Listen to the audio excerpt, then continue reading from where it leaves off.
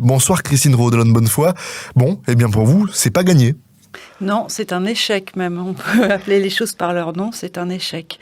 C'est pas une décision du Parlement européen, c'est une décision technique de la Commission européenne, mais sur laquelle, fort heureusement, les députés européens s'étaient mobilisés, puisque au mois de décembre, la Commission environnement sur ce même texte avait décidé de voter contre cet acte d'exécution de la Commission. On est amené à se prononcer, mais pas à légiférer. Donc la Commission environnement avait fait ce vote d'objection, qui s'était poursuivi début janvier par le dépôt d'un texte d'objection extrêmement argumenté et en plus qui était co-signé par des coordinateurs et des députés européens de différents groupes. Donc ça démontrait quand même la volonté assez générale du Parlement européen de s'opposer à ce retour en arrière, 10 ans en arrière. Nous avons eu un débat il y a 15 jours qui avait bien montré qu'il y avait quand même une fragmentation entre, je vais la faire très, très rapide, mais c'était la présentation d'il y a 15 jours, la droite et la droite extrême qui ne souhaitaient pas s'opposer à cette proposition de la Commission, et la gauche et les écologistes qui souhaitaient fortement s'y opposer.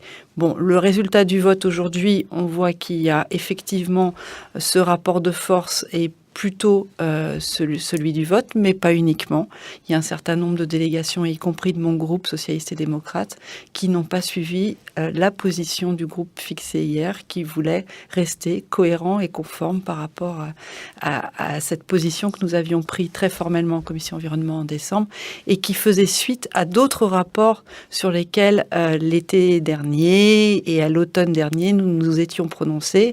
C'était un peu avant l'affaire du Dieselgate, qui est sortie aux États-Unis et qui a débouché à la commission d'enquête qui va bientôt se réunir. Et puis, à l'après, où on a continué à travailler toujours dans cette cohérence. Voilà. Donc, oui, c'est un échec. Mais nous serons appelés à rediscuter, à nous revoir, puisque la commissaire s'est engagée à poursuivre les travaux. Et elle sera présente en commission environnement dès fin février pour présenter de nouvelles mesures. Donc, c'est bien pour montrer que nous, on n'était pas d'accord avec ce texte, mais la Commission elle-même reconnaît qu'il faut qu'elle travaille sur autre chose. Voilà. Pour vous, c'est une surprise, le fait que certains des eurodéputés n'aient pas suivi le groupe, entre guillemets, dans votre famille ?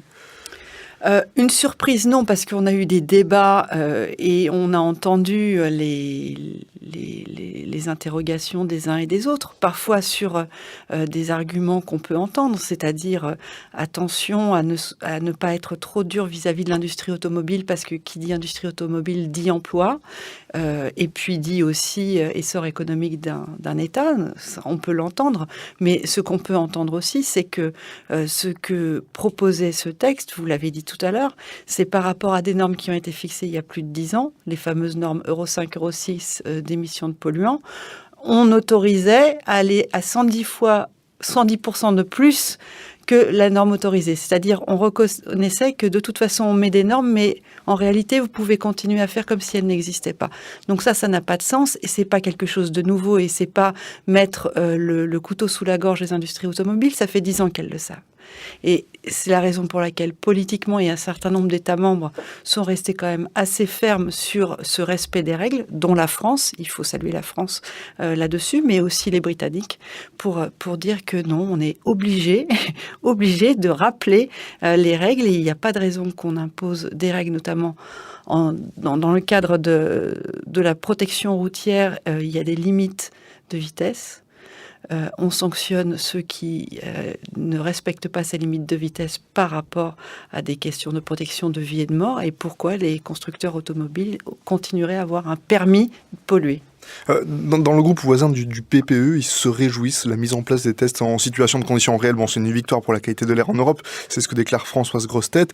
Il nous expliquait aussi que d'un point de vue timing, c'était plus productif de valider ce texte-là, cette manière-là de faire. C'est intéressant que Françoise Grossetête dise ça aujourd'hui, parce que moi, quand j'ai présenté, la première fois qu'a été présenté l'amendement sur les tests en conditions réelles, c'était sur un rapport dont la commission de transport était saisie en premier lieu, et sur lequel le PPE était très fragmenté et beaucoup d'élus du PPE n'ont pas souhaité voter ces tests en conditions réelles. Voilà, donc tant mieux si de ce point de vue-là, il y a une avancée. Donc j'espère que la prochaine fois qu'on débattra sur le respect des règles d'émissions de polluants, elle avance là aussi. Parce que c'est franchement dommage d'avoir des tests en conditions réelles, mais en même temps, une autorisation de polluer et de ne pas respecter les normes qui sont fixées. Et sur le fait qu'eux nous expliquent qu'en fait, on ne perd pas de temps dans le sens où, quoi qu'il arrive, si on avait bloqué le process, il aurait fallu avoir le temps de l'examiner, puis que ça repasse, ça aurait pris pas mal de temps, et qu'au final, là, en 2023, on reviendra à la norme, c'est ce qui est prévu par la proposition. 2023 Oui, ça fait ça. On est en 2016, et la norme, ça fait 10 ans qu'elle a été fixée. On se moque de qui? C'est la raison pour laquelle on a fait cette motion de résolution et dans laquelle on indiquait, parce que les tests en conditions réelles, encore une fois, on l'a demandé, c'est nous qui l'avons porté dans les amendements et c'est passé dans les rapports précédents. On a demandé à ce que la Commission présente un nouveau document dès le 1er avril, au plus tard le 1er avril 2016. Donc on ne va pas attendre, la question n'est pas d'attendre. Et de toute façon, la réalité, c'est qu'on doit avancer. Mais franchement, c'est assez regrettable que pour des considérations de pression de lobbyistes, il y ait eu ce vote aujourd'hui. On peut considérer que c'est déjà un premier coup dans l'optimisme général après la COP21 où on a vu tous les responsables politiques se dire la pollution c'est mal, il faut lutter, il faut faire des actes forts. Est-ce qu'on n'est pas déjà en train de se dédire? Déjà, oui, mais on l'avait vu avant la COP21, mais sur le rapport qu'a fait le Parlement européen dans le cadre des objectifs fixés par la COP21, c'était de mémoire en novembre, où l'amendement, encore une fois, qui indiquait qu'il fallait que les États membres cessent leurs subventions auprès des constructeurs automobiles pour le diesel. Cet amendement n'était pas passé. Et c'est pareil, là, on a eu un écart de 6 voix. Je crois qu'on avait encore 6 voix. Donc, c'est pas la première fois. Avant, après la COP21, il y a eu une espèce de moment de pause où tout le monde était pro-environnement au moment de la COP21 et puis ils ont repris leurs bonnes habitudes d'avant. Est-ce que vous pouvez nous expliquer un petit peu comment ça se passe? Donc, hier soir, tout le monde était réuni en groupe. Hein. Comment ça se passe dans ces moments-là? Expliquer à nos auditeurs un petit peu, vous voyez, concrètement, comment ça se passe. En fait, j'ai pas d'autres mots. Ça se passe. Alors, on est très contraint parce qu'on a toujours beaucoup de sujets à l'ordre du jour de nos réunions de groupe. Hier, on avait non seulement ce point-là, mais il y avait aussi le rapport Reding qui est pas un petit rapport à examiner. Et puis, on avait 2 heures d'audition de commissaires, M. Katainen et M. Moscovici. Donc, dans une réunion qui dure 2h30, on avait 2 heures d'audition de commissaires. Donc, il restait 30 minutes pour discuter du vote sur 2 rapports majeurs. Donc, le débat est forcément resserré. Les temps de parole par personne qui demande à prendre la parole, c'est 1 minute maximum. Donc, tout le monde ne peut pas prendre la parole, c'est qu'1 minute. Donc, en réalité, on a déjà discuté beaucoup entre nous. Il y a des prises de parole qui sont formelles. Et là, et c'est tout à l'honneur du groupe socialiste et démocrate, il y a eu un vote pour se prononcer sur le vote officiel du groupe SND. Parfois, quand on sent qu'il y a des divisions, et là on a senti qu'il y avait des points de vue un peu différents, il n'y a pas de vote et puis chaque délégation a une liberté de vote. C'est possible. Là, on souhaitait avoir un vote conforme et unique et c'est donc par un rapport de, je ne sais plus exactement les chiffres, c'est autour de un peu plus de 40 pour soutenir l'objection et il y avait une vingtaine de députés qui étaient pour s'abstenir. Aucun vote contre qui a été proposé dans la mise aux voix. Voilà, ça s'est passé comme ça. Donc c'est très libre, c'est des échanges où chacun dit ce qu'il a à dire. Généralement, il y a eu une discussion auparavant au sein des délégations nationales, mais pas toujours. Les Allemands étaient divisés hier. Il y avait des Allemands qui souhaitaient soutenir l'objection et ceux qui souhaitaient porter l'abstention. Voilà. Concrètement, ça vous arrive d'avoir sur ce genre de thématiques, des rapports avec vos collègues d'autres groupes, d'en discuter, d'essayer d'en convertir? Est-ce que ce petit jeu-là a lieu ou...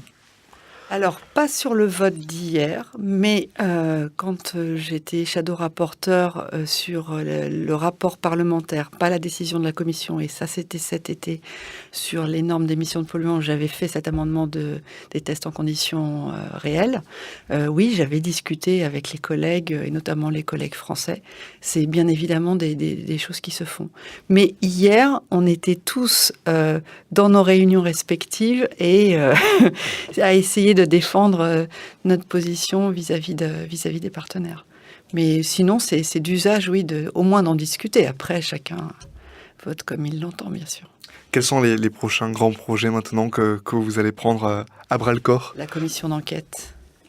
Le gros dossier, ça va être la commission d'enquête. J'ai hâte qu'on commence à travailler et qu'on puisse commencer à auditionner et à voir dans quel sens nous allons. Et parallèlement, il faudra continuer à suivre les nouvelles propositions de la commission sur ces normes de polluants. Et puis, sinon, sur des dossiers transport qui sont complètement différents, il y a les questions, la dimension sociale dans les transports que je vais aborder dans le paquet routier et dans le secteur aéronautique aussi, qui est très très sensible. L'autre commission dans laquelle je siège, le dossier sur lequel je suis shadow rapporteur et où je vais beaucoup travailler, c'est sur les questions de lutte contre la traite des êtres humains. Et on l'a vu, il y a une actualité terrible avec ces jeunes enfants qui ont disparu et sur lesquels il va falloir qu'on se penche en termes de protection au niveau européen. Sur la commission d'enquête, on prend des pronostics, la présidence sera... Je souhaite, et moi je fais la campagne de Kathleen Van Bremt, qui est absolument formidable comme vice-présidente du groupe sur ces questions-là, et à qui on doit beaucoup pour avoir aujourd'hui cette commission d'enquête. Donc, c'est ma candidate. Le PPE nous expliquait qu'en toute logique, c'est le groupe le plus important qui a la présidence. Celui qui voulait pas de la commission d'enquête et qui a voté contre, ce serait quand même fort de café.